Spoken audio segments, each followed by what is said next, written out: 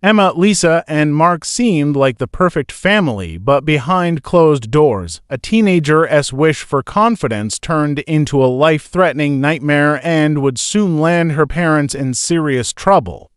It all started in a quiet suburban neighborhood where neat lawns stretched in every direction and rows of similar houses made the streets feel safe. Emma seemed to have everything a teenager could want. She was lively, popular at school, and moved easily among her friends, always smiling and laughing. Her social media showed a life full of happiness, vacation pictures, selfies, and photos with friends. But beneath the cheerful posts, Emma carried a heavy secret she could not share. From a young age, she noticed appearances mattered more than anything. Her mother, Lisa, and stepfather, Mark, often focused on how she looked. Compliments were tied to her looks, while small criticisms lingered in her mind. Comments like, "You look tired," or "Try something different with your hair," made Emma feel she was never enough. Slowly, this constant pressure shaped how she saw herself in a world where perfection seemed required. When Emma first mentioned wanting breast surgery, she whispered it nervously. But her parents reacted without hesitation. Instead of thinking about her age or the risks, Lisa and Mark immediately supported her. They said it would boost her confidence and even offered to pay for it themselves. A moment that should have caused caution became a promise that they would guide her. The decision came fast. Emma's friends noticed her mix of excitement and worrying, but they didn't know what her parents were planning. Behind closed doors, Lisa and Mark whispered about the surgery, researching clinics that offered quick results at low cost. Safety mattered little compared to speed and secrecy. They warned Emma not to tell anyone, afraid relatives, neighbors, or even doctors might object. Emma trusted her parents. Their support felt comforting, though the thought of surgery still scared her. She prepared for the operation, unaware it would become far more dangerous than anyone imagined. Outside, the neighborhood continued its quiet routine of school runs, barbecues, and evening walks, while behind the doors of Emma's home, trouble was quietly building. The adult decisions meant as care were setting the stage for a life-changing ordeal. In the final days before surgery, Emma felt both fear and hope, wishing the procedure would give her the confidence promised. Lisa and Mark reassured themselves that they were helping, even as vanity and control clouded their judgment. The calm of suburban life hid the dangerous gamble underway, a gamble that could harm Emma and everyone around her. The surgery day arrived with a mix of excitement and tension. Emma woke early, nervous but hopeful, while the house buzzed with preparation. Lisa fussed over small details, double-checking papers and supplies, and Mark offered a mix of comfort and control. Yet no one spoke of the real risks. Emma wore the soft robe her mother chose, but it could not calm the anxiety twisting in her chest. The clinic was in an older part of the nearby city, a simple building compared to the fancy clinics she had seen online. Inside, the waiting room was plain, with worn chairs and faded posters promising fast results and enhanced confidence. It felt clean but unprofessional. Emma had a small doubt but pushed it away, trusting her parents. The surgeon appeared, credentials loosely displayed. He spoke quickly, lacking warmth. Emma listened but still could not fully grasp what was about to happen. Lisa and Mark hovered, asking questions and trying to control a process they barely understood. The surgeon, focused on time, brushed aside extra discussion. As surgery began, Emma felt a strange detachment, as if she were watching herself. At first, everything seemed routine, almost mechanical, then problems started. Sudden bleeding alarmed the assistant, and the surgeon's calm demeanor faltered. Instruments moved faster, voices rose, and tension filled the room. Emma, under anesthesia, did not know the danger she faced. Her parents, first reassured, began to worry as the operation lasted longer than expected. In the hospital, the reality of the situation became starkly clear. Emma had been rushed in an emergency ambulance after the clinic staff admitted they could not manage the complications. Doctors worked quickly, stabilizing her and controlling the bleeding, but the danger had already passed a critical point. Each moment of delay, each choice made by her parents and the clinic had contributed to the severity of the incident. While Emma's life hung in the balance, investigators would later note that the operation should never have taken place in that setting, that every decision made prioritized cost and secrecy over safety. The experience left lasting marks on Emma both physically and emotionally. She awoke in the hospital with tubes, bandages, and a mixture of relief and fear. The trust she had placed in her parents was fractured, and the reality of how close she had come to death was impossible to ignore.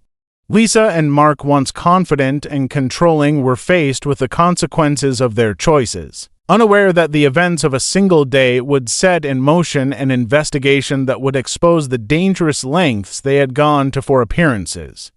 The secret that had seemed so carefully guarded was now unraveling, leaving a trail of questions, blame, and fear.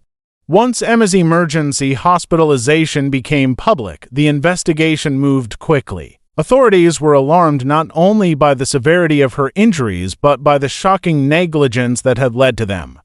Inspectors visited the small clinic and found numerous violations, unlicensed equipment, unsanitary conditions, and a surgeon who had repeatedly performed procedures without proper credentials. Each discovery painted a grim picture of a place entirely unfit for surgery, yet it had operated unchecked until Emma's case forced attention. Investigators traced the chain of decisions that brought her there, and it became clear that her parents had played a central role. Police uncovered messages between Lisa, Mark, and the surgeon showing a pattern of disregard for Emma's safety. They had pressured him to perform the procedure quickly, insisting on lower costs and secrecy, even when complications could arise. In these messages, Emma's well-being was almost an afterthought. The couple's determination to maintain appearances, to achieve a certain look for their daughter without questioning the risks, became undeniable evidence of recklessness. Authorities described their behavior as a dangerous combination of indulgence, obsession with appearances, and neglect. Neighbors and friends were interviewed, and their testimonies revealed a chilling picture. Lisa and Mark had long emphasized beauty and outward success over safety and well-being. Emma's friends spoke of subtle pressure, casual comments about flaws, and repeated encouragements to pursue cosmetic enhancements even at a young age. These statements reinforced the narrative that the parents' priorities were skewed, focused more on image than on the life and health of their own child. Even school officials, who had noticed changes in Emma's demeanor in the months leading up to the surgery, noted that the parents were controlling and secretive, discouraging questions or interventions. Financial records further complicated the story. Investigators discovered that Mark had secretly profited from referring other minors to unlicensed procedures, a revelation that transformed the case from one of parental neglect into a matter of deliberate exploitation. This hidden motive added a layer of malice that the authorities had not initially expected. It suggested that the decision to take Emma to the clinic was influenced not solely by her wishes, but by a calculated desire for financial gain, raising questions about whether her parents' care had ever been genuine. Medical experts reviewed Emma's case in detail and testified that the outcome could have been fatal. Every minute of delay, every corner cut by the clinic, and every decision by her parents had compounded the danger. The case drew national attention, with media outlets highlighting the story as a cautionary tale about cosmetic procedures for minors and the extreme consequences of neglecting safety. The combination of unlicensed surgery, parental pressure, and financial motives created a uniquely disturbing case that captured public fascination and horror. The investigation revealed more than negligence. It exposed a pattern of behavior that had endangered Emma for years. Authorities concluded that Lisa and Mark had knowingly placed their daughter at risk, creating conditions in which a routine procedure became life-threatening. The evidence collected during this stage of the investigation would become central to the courtroom drama that followed, setting the stage for charges of child endangerment, fraud, and reckless endangerment. The community watched in disbelief as the seemingly perfect suburban family was exposed, leaving everyone to wonder how love, control, and obsession could intersect in such a dangerous way. The courtroom was packed the day the trial began, buzzing with reporters, neighbors, and curious onlookers.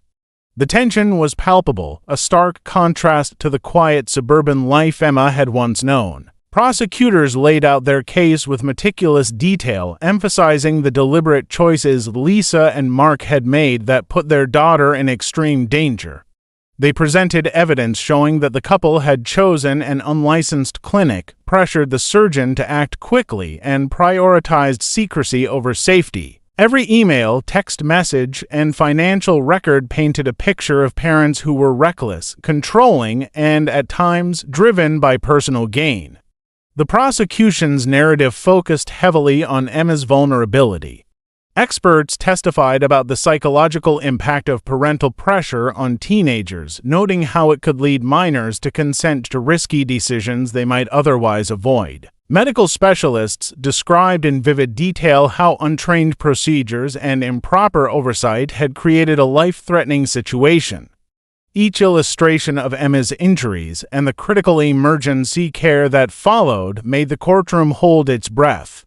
The message was clear. This was not a case of a simple mistake or a bad outcome, but the predictable result of dangerous decisions. Throughout the trial, the defense attempted to frame Lisa and Mark's actions as expressions of love and care. They argued that the parents only wanted to help their daughter feel confident and happy.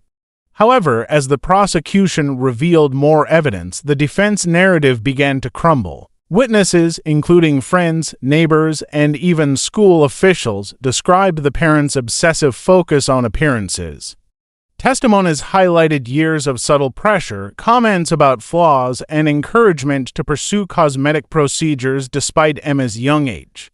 The court heard that this behavior was not isolated but part of a long-standing pattern of prioritizing image over well-being. A dramatic twist emerged when investigators introduced evidence of Mark's hidden financial dealings. Records showed that he had facilitated underage cosmetic procedures for other teens, earning money while keeping operations secret. This revelation shocked the courtroom, transforming the case from parental negligence into deliberate exploitation. The public, watching the trial unfold in real time, reacted with disbelief and outrage. The notion that a parent could profit from endangering children added a chilling layer to the story, reinforcing the severity of the charges and the moral responsibility at stake. Throughout the proceedings, Emma's own experience was central. The court examined the emotional and physical scars she carried, showing how close she had come to death and the long recovery ahead. Psychological experts testified about trauma, explaining how her parents' decisions had shaken her sense of safety and trust. Every exhibit, from medical records to witness statements, reinforced the prosecution's claim that Lisa and Mark's actions were reckless and harmful, not just misguided. As the trial drew to a close, the atmosphere in the courtroom was thick with anticipation. The case had captured national attention, exposing a disturbing reality about the lengths some parents would go to shape appearances, even at the expense of their children's lives. Evidence of secrecy, financial exploitation, and blatant disregard for safety left no doubt in the minds of the jurors that serious consequences were deserved. The stage was set for the final chapter where justice would confront recklessness and a family's carefully maintained facade would be shattered forever. The verdict came after days of tense deliberation, and the courtroom was filled with a heavy silence as the jury returned.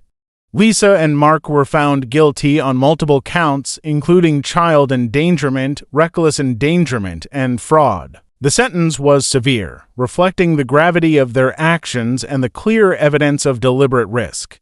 Both were ordered to serve several years in prison, their freedom stripped away as a direct consequence of the decisions that had endangered Emma's life.